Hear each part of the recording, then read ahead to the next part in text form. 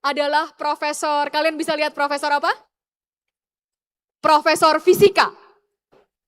Tapi waktu di Harvard, jurusannya adalah kimia dan matematika.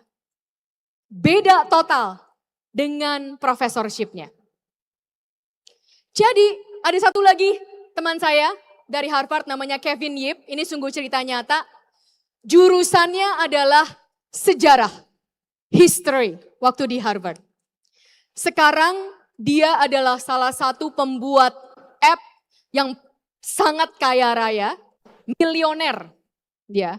Milioner, dia pembuat app yang sangat kaya, membuat app. Nah, ada app mungkin yang kalian pakai. Contohnya ada satu app namanya Keto Diet App, itu ya dia yang buat. Tapi dia jurusan sejarah. Jadi adik-adik sekalian, kalian mungkin pernah dengar bahwa kita sedang resah yang namanya non-matching. Jadi tidak match lulusnya jurusan apa, kerjanya nanti jurusan lain. Saya merasa ini ada sedikit salah paham. Salah paham. Karena, kenapa? Karena kalau misalnya kalian ya, yang satu-satunya yang khawatir itu adalah jika gajinya tidak match. Kalau gaji yang kalian dapatkan setelah lulus itu jauh lebih rendah dari rata-rata gaji lulusan perguruan tinggi, itu baru mengkhawatirkan. Tapi kalau bidang tidak perlu khawatir. Justru bagus kalian bisa menekuni bidang-bidang lainnya dengan gaji yang tetap hebat, itu justru lebih baik untuk dunia ini. Artinya kalian mampu berbagai hal. Lalu yang ada berikutnya, dunia ini memang selalu berubah.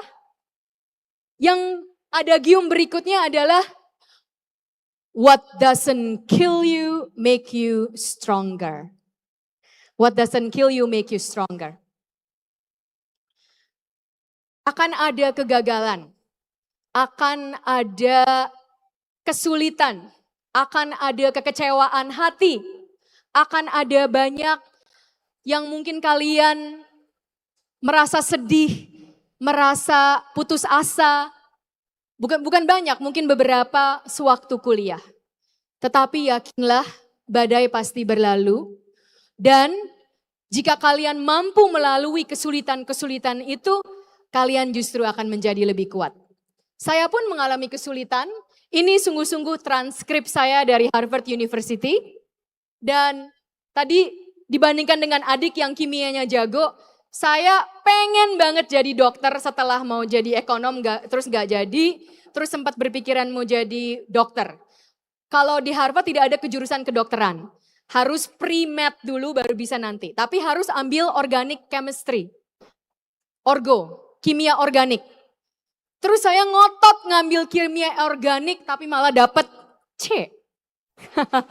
Malah dapet C, jadi gagal. Tapi kegagalan itu membuat saya mengerti ini bukan bidang saya. Dan saya harus tahu apa yang saya sukai dan saya mampu dan yang saya bisa tekuni. Dan setelah itu kita juga bisa bangkit lagi. Saya lulus dari Harvard University, satu-satunya orang Indonesia loh S1. Pada tahun itu dengan magna cum laude with highest honors. Ya, penghargaan tertinggi, kedua tertinggi, paling tinggi summa cum laude, ini magna cum laude with highest honors. Jadi saya lulus dari Harvard, orang Indonesia nggak malu-maluin, saya lulusnya magna cum laude with highest honors. Yang terakhir adik-adik, adagium terakhir, never forget where you come from. Jangan pernah lupa kalian datang dari mana. Ini foto saya di dorm saya di Harvard, di asrama. Yang mau saya tampilkan adalah, lihat di situ ada peta Indonesia. Ada peta Indonesia. Tutupan sarungnya juga kain Indonesia. Ada juga lukisan Bali dari Indonesia. Petanya bahkan ada dua, satu di belakang, satu lagi setengahnya ketutupan. Kenapa? Kenapa saya menaruh semua itu? Karena tahu dari mana kita berasal.